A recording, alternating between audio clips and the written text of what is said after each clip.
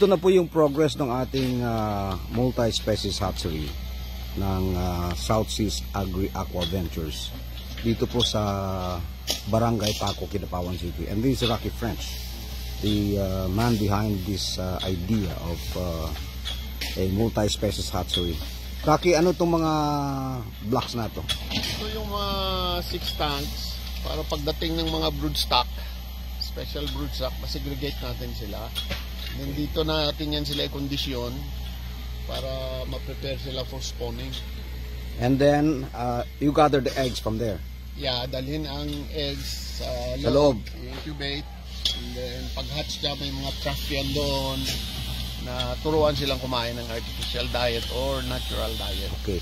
And why are we developing this large area of 6 ponds? Well, ang issue is if we are overproducing our fingerlings at merong hindi ano ng kanilang order, we have a place to grow them, and in 4 months time we're going to be able to sell them.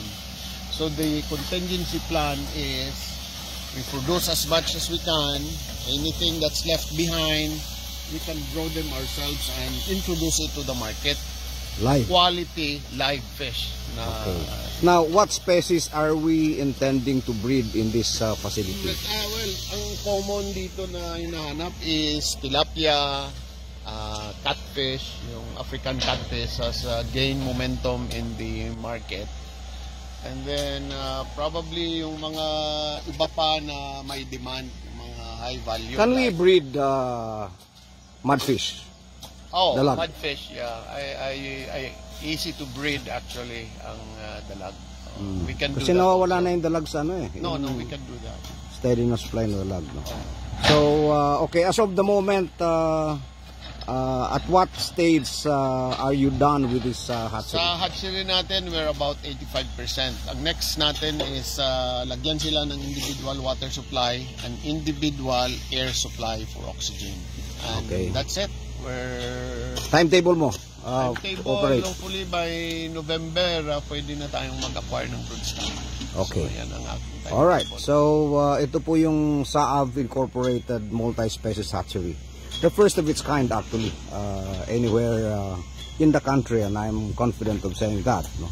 Sapagkat dito po ay hindi lang tilapia, hito, or commercial species ang i-breed ni Rocky French.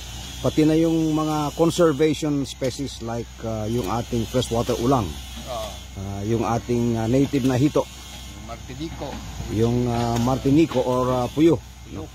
At iba pang mga species na kailangan nating i-protect. Conserve, gurami, protect. Giant gurami, Pati which gurami. has a very good taste, delicious fish. Alright, so timetable, by the end of November, this hatchery should be operational. Alright, thank you very much, Mr. Rocky French.